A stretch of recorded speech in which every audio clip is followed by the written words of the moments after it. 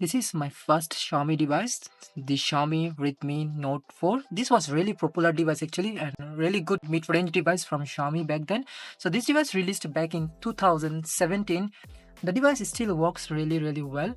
So going at the physical overview of the device, so we are getting a 5.5-inch IPS display which is 1080p and it still look decent actually, but the display brightness is not really that good to use outdoor.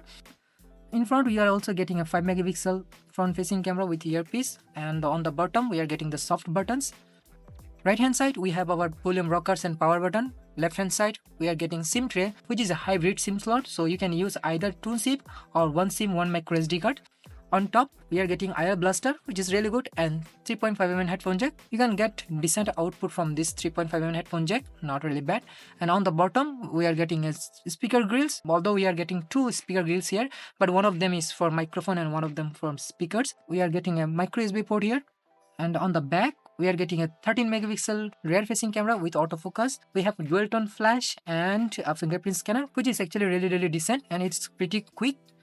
This device is powered by a Snapdragon 625 processor, which is pretty decent processor back then for mid-range devices. It still holds up really well because there is tons of custom ROM support for this device or for this chipset. This device got 3 GB of RAM and 32 GB of internal storage, but you can get this device up to 4 GB, 64 GB. The device is running on MIUI, so this is running on MIUI 11 on top of Android 7. So one of the downside of having this device right now is Android 7, because many applications actually not compatible with Android 7 anymore.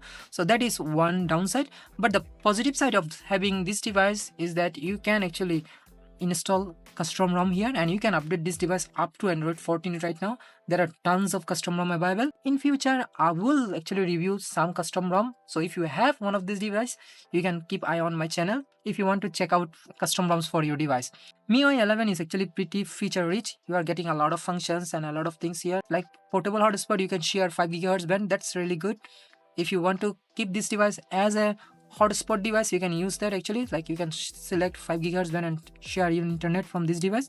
And by the way, this device do support 4G VoLTE, so you can still make phone calls and messaging whatever you want, still pretty decent in terms of that. We do have theme section and other things here. And if you go to other features, like we got dual app setting here, and here new features like we got quick ball, pretty much similar to iOS, so you can turn it on. As you can see here, you can go back and take a screenshot and all those things. And we got second space, which is pretty much similar to the private space we get with Android 15 based ROM. So second space is here. So these are a few cool features of the MIUI 11, and it looks pretty much different than usual MIUI 14 right now. I've been using this device few days now actually. Long time I did not use this device. The device actually performing really well. I haven't faced any major issues here. Most of the application still runs pretty well. Obviously it's going to hiccup because of 3 GB of RAM, but overall performance is still really good, and you can get one of these device for about $20. For $20 you can't really go wrong with this kind of devices. And the camera performance is also pretty decent. So if you open the camera application, so as you can see here, camera application, we do have few features like HDR option, we do have filters, and we have beauty mode, HST scene, and few other things. This device also got portrait mode. It doesn't work that well actually, but it works only on human subject mostly. It doesn't do good in edge detection because, as you know, it's a pretty old device. We do have few other things like square, panorama, manual mode. So in manual mode we don't really have full flash manual mode here, only ISO and white balance setting, so these two are available.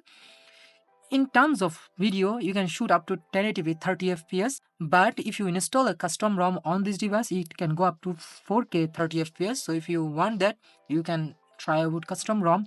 In the official stock ROM, you can't use Gcam because camera to API is disabled by default.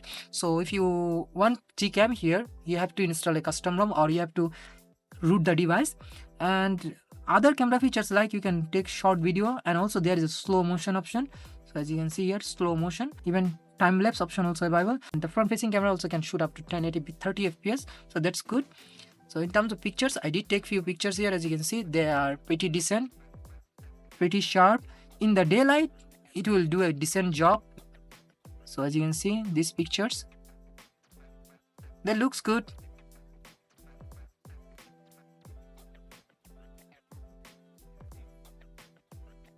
And this video is actually 1080p 30 fps video.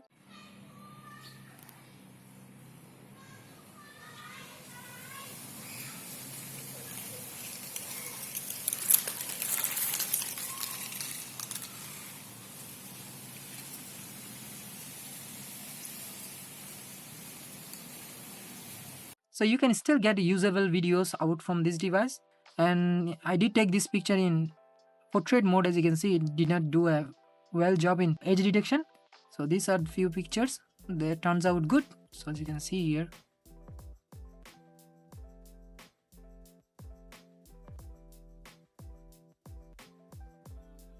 By the way, this device comes out with different camera sensors. The camera sensor I have here actually is Samsung, but you can get this device with Sony sensors too, even with illumination sensor. So you can check that actually from here. If you go to kernel version, if I check here the version information, we can see that front facing camera is from Samsung S5K, and also back is OFLIM S5K. So you can check here actually, and if you have a Sony sensor, it will be written Sunny here, and if you have a illumination sensor, it will be OB. Usually only the back sensor is changed here, and the front facing camera is similar on all the devices. Samsung sensor you will get, but for the back sensor, if you're lucky, you will get a Sony sensor. So the device still works, and in terms of gaming, I did play Call of Duty on this device. It can still play in low setting, but obviously it can't really handle that well. It is not really for gaming anymore. You can't really do online gaming on this device, but for offline gamings like Subway Surf or all the traditional like Candy Crush and all those games, you can still play them, and it still works really well for them. For better experience actually, obviously you have to install a custom ROM. Speaker quality is also pretty good.